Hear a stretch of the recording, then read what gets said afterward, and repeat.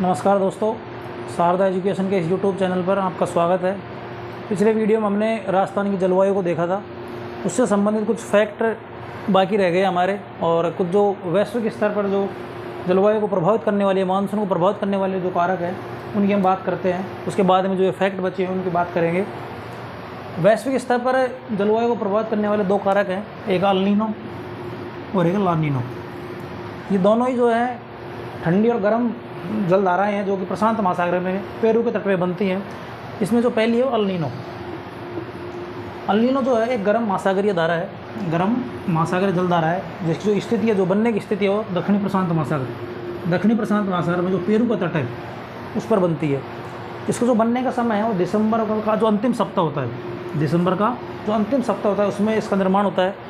और इसके बनने से जब प्रशांत महासागर के दक्षिण तट पर या पेरू तट पर जो अल नीनो की स्थिति बनती है तो उसका जो प्रभाव क्या पड़ता है, इसका जो प्रभाव होता है कि मानसून जो है समय से देरी से आता है, यानी काफ़ी लेट आता है, और उसका जो प्रभाव है वो इफेक्टिव भी बहुत कम होता है। इसका सबसे बड़ा जो कारण होता है कि जब वहाँ पर गर्म महासागरीय धाराएँ बनती है तो वहाँ पर कम वायुदाब बन जाता है। तो जब लो वायुदाब बन जाएगा तो धारा जो हवाएँ हैं वो उच्च वायुदाब से निम्न वायुदाब की ओर चलती हैं, इसलिए जो हवाएँ हैं वो मानसून हवाएँ हैं वो भारत की तरफ नहीं आ पाती हैं और मानसून जो स्थिति है उस पर प्रभाव पड़ता है। दूसरी जो धाराएँ हैं वो ला नीनो, ठंडी, ये जो है वो ठंडी महासागरीय धारा हैं। स्थिति उनकी बनने की वही है जहाँ पर वो अल नीनो की स्थिति बनती है दक्षिणी प्रशांत महासागर के पेरू तट पर। समय भी वही होता है दिसंबर के अंतिम सप्ताह में, और इनका प्रभाव होता है। अगर ला नीनो की जब स्थिति बनती है तो मानसून पर जो प्रभाव पड़ता है, मानसून समय पर आता है जबकि उसको इफेक्ट है वो भी बहुत ज़्यादा होता है। दूसरा जो इसका जो बनने का जो कारण होता है, जब ला नीनो की स्थिति बनती है, जब ठंडी महासागर धाराएँ बनती है तो वहाँ पर जो टेम्परेचर है वो बहुत कम हो जाएगा और जो वायु दाब बहुत ज़्यादा हो जाएगा। तो उस टाइम जो है भारतीय उपमहाद्वीप में जस्ट अभी तापमान जो बहुत ज़्यादा होता है तो यहाँ पर जो वायु दाब है वो बहुत कम होता है। इसलिए उच्च वायुदाब से निम्न वायुदाब पर जब धाराएँ चलती हैं तो क्योंकि वो जल से स्थल की ओर आती हैं हवाएँ, तो साथ में मानसून को लेके आती है। इस स्थिति में भारत में जो अच्छी वर्षा देखने को मिलती है। दूसरा अल नीनो का जो उपनाम है या फिर इसको दूसरा नाम है, इसे ईसू का शिशु या फिर महासागरीय बुखार के नाम से भी जाना जाता है। जब जो ला नीनो की जो स्थिति होती है उसको अल नीनो की छोटी बहन के नाम से भी जाना जाता है। इसके बाद में ये हमारा कंप्लीट हो गया। अब राजस्थानी जलवायु संबंधी कुछ महत्वपूर्ण तथ्य बचे हुए हैं, उनकी हम बात करते हैं। जो पहला जो फैक्ट है वो है कि राजस्थान में सर्वाधिक वर्षा वाला जो संभाग है, राजस्थान में सर्वाधिक वर्षा वाला संभाग वो है कोटा संभाग में सर्वाधिक वर्षा वाला संभाग ये है। जबकि जो जिला की बात की जाए, सबसे अधिक वर्षा वाला जिला राजस्थान में है वो है झालावाड़, और झालावाड़ को राजस्थान का चेरापूंजी कहा जाता है। जबकि अगर स्थान विशेष की बात की जाए तो सबसे अधिक वर्षा वाला जो स्थान है वो माउंट आबू। दूसरा न्यूनतम वर्षा वाला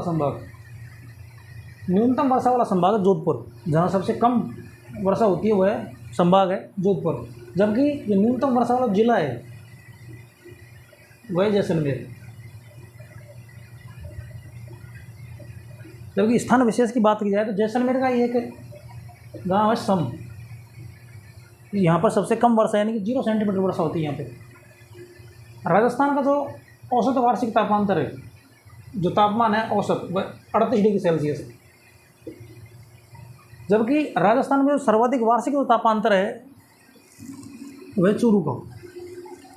तापांतर मतलब होता है जब एक ही दिन में समय में सुबह और मान लीजिए शाम में तो तापमान का जो अंतर होता है, मान लीजिए जिस तरह से दिन का जो तापमान है वो 45 है और रात का जो तापमान है वो 30 है, तब दैनिक तापांतर जो है वो है 15 डिग्री सेल्सियस। क्योंकि मरुस्थलीय क्षेत्र है ये, यहाँ पर स्थलीय भाग पर जो रेत पाई जाती है तो रेत जो है बहुत जल्दी ठंडी हो जाती है, बहुत जल्दी गर्म हो जाती है, इसलिए तापांतर भी यहाँ पर सर्वाधिक पाया जाता है। तो राजस्थान में जो सर्वाधिक वार्षिक तापांतर है वह चूरू का है, जबकि राजस्थान में जो न्यूनतम वार्षिक तापांतर है वह डूंगरपुर का है। इसके अलावा राजस्थान में सर्वाधिक दैनिक तापांतर की बात करें तो जैसलमेर का है, जबकि न्यूनतम तापांतर की बात करें वो डूंगरपुर का है। ग्रीष्म ऋतु में राजस्थान में न्यूनतम तापमान वाला जो स्थान है वो माउंट आबू। तो माउंट आबू की ऊंचाई बहुत ज़्यादा है, टेम्परेचर कम रहता है, जबकि वहाँ का तापमान कम रहता है। जिला की बात करें तो जिला के सिरोही, तो माउंट आबू सिरोही में। राजस्थान में मानसून की प्रकृति है, इस प्रकार है कि मानसून जो है देरी से आता है। जो भारत के जो और स्थान है उनकी बजाय राजस्थान में मानसून देरी से आता है, जबकि राजस्थान से मानसून जो है बहुत जल्दी लौट जाता है। समय से पूर्व लौट जाना व देरी से आना, ये राजस्थान में मानसून की प्रकृति है। जबकि राजस्थान में अगर मानसून के प्रवेश द्वार की बात की जाए तो वह बांसवाड़ा। राजस्थान में सबसे पहले अगर मानसून कहीं से प्रवेश करता है तो बांसवाड़ा से प्रवेश करता है। लगभग 25 जून के आसपास से ये प्रवेश कर जाता है। पहले 25 जून से था 17 जून, अभी माना जाता है 25 जून। राजस्थान में सर्वाधिक ओलावृष्टि वाला अगर ज़िले की बात की जाए तो है जयपुर। जयपुर में सर्वाधिक ओलावृष्टि होती है। एक होता है दोंगड़ा। दोंगड़ा जो है एक स्थानीय शब्द है, जो मानसून पूर्व यानी प्री मानसून जो वर्षा होती है उसे दोंगड़ा कहते हैं। और राजस्थान में अगर मौसम वेधशाला की बात करें तो जंतर मंतर जयपुर में ये वेधशाला है।